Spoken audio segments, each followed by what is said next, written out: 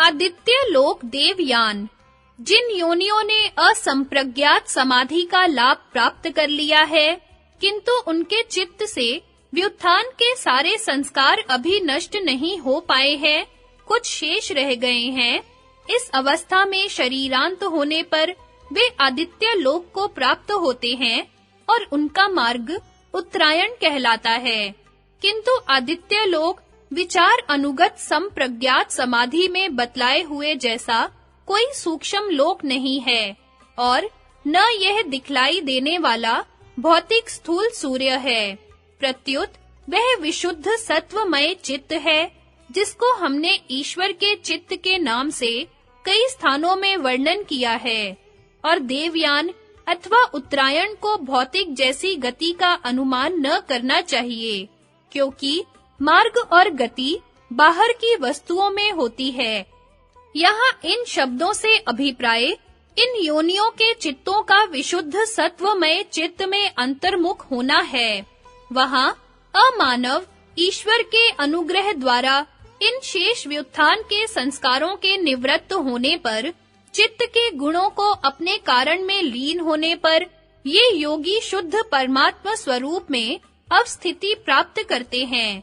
यथा कार्यात्यय तद्ध्यक्षेण सहातः परम अभिधानात्, ब्रह्मलोक में पहुंचकर वह कार्य को लांघकर उस कार्य से परे जो उसका अध्यक्ष पर ब्रह्म है, उसके साथ ऐश्वर्य को भोगता है। इसको क्रम मुक्ति कहते हैं। अवतार स्वरूप अवस्थिति को प्राप्त किए हुए जिन योगियों ने अपने चित्त से असंप्रज्ञात समाधि द्वारा व्युत्थान के सारे संस्कारों को नष्ट कर दिया है, किंतु उनके चित्त में प्राणियों के कल्याण का संकल्प बना हुआ है, तो उनके चित्तों को बनाने वाले गुण अपने कारण में लीन नहीं होते। ये चित्त अपने विशाल सात्विक स्वरूप से ईश्वर के विशुद्ध सत्वमय चित्त में, जिसमें सारे प्राणियों के कल्याण का संकल्प विद्यमान है, लीन रहते हैं, और वे कैवल्य पथ के सदृश शुद्ध चेतन परमात्मा स्वरूप में अवस्थित रहते हैं।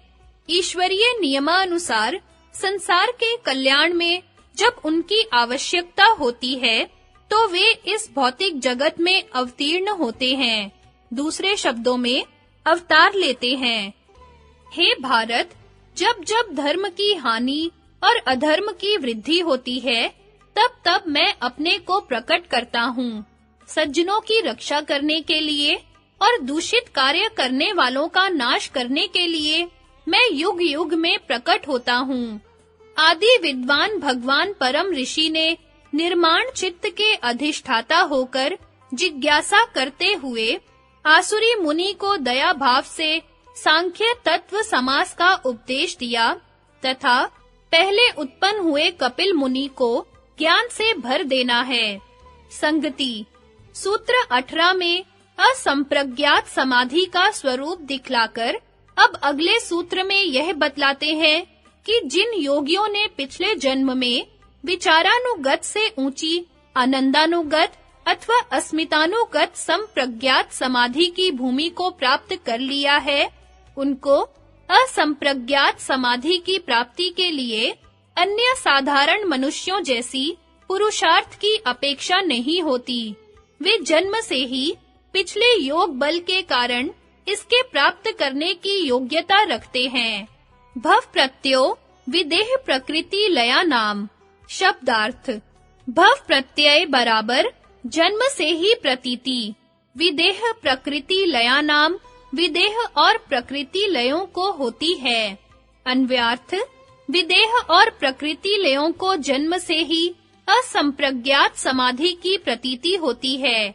व्याख्या 17वें सूत्र में बतला आए हैं कि विदेह वे योगी हैं जो वितर्कानुगत तथा विचारानुगत समाधि को सिद्ध करके शरीर से आत्माध्यास छोड़ चुके हैं और आनंदानुगत भूमि में प्रविष्ट होकर उसका अभ्यास कर रहे हैं। उनका देह में आत्माभिमान निवृत्त हो गया है, इसलिए विदेह कहलाते हैं। प्रकृति लय वे योगी हैं जिन्होंने आनंदानुगत को सिद्ध कर लिया है और सातों प्रकृतियों का साक्षात करते हुए अस्मितानुगत समाधि का अभ्यास कर रहे हैं। कोई योगी इन दोनों समाधियों की मनोरंजक, आनंदमय और शांत अवस्थाओं को ही आत्मावस्थिति समझकर इन्हीं में मग्न रह जाते हैं और उनमें संतुष्ट होकर आगे बढ़ने का यत्न नहीं करते। शरीरांत होने पर ये विदेह योगी अपने संस्कार मात्र के उपयोग वाले चित्त से कैवल्य पद के समान एक लंबे समय तक आनंद और ऐश्वर्य को भोगते हैं। इसी प्रकार प्रकृति लय अपने अधिकार के सहित चित्त के साथ शरीर त्याग के पश्चात विदेहों से भी अधिक लंबे समय तक अस्मिता प्रकृति में कैवल्य पद के समान आनंद अनुभव करते हैं, किंतु यह वास्तविक स्वरूपावस्थिति नहीं है, जैसा कि सांख्य दर्शन में बतलाया गया है। आनंद का प्रकट हो जाना मुक्ति नहीं है, धर्म नहीं है। कारण में लय होने से कृतकृत्यता नहीं हो सकती है, क्योंकि उसमें डुबकी लगाने वाले के समान उठना होता है। अर्थात जिस प्रकार डुबकी लगाने वालों को एक निश्चित समय तक पानी में रहने के पश्चात श्वास लेने के लिए पानी से ऊपर उठना होता है, इसी प्रकार विदेह और प्रकृति लयों को भी परम तत्व ज्ञान अथवा आत्मस्थिति प्राप्त करने के लिए फिर जन्म लेना पड़ता है। उनकी समाधि भव प्रत्यय कहलाती है।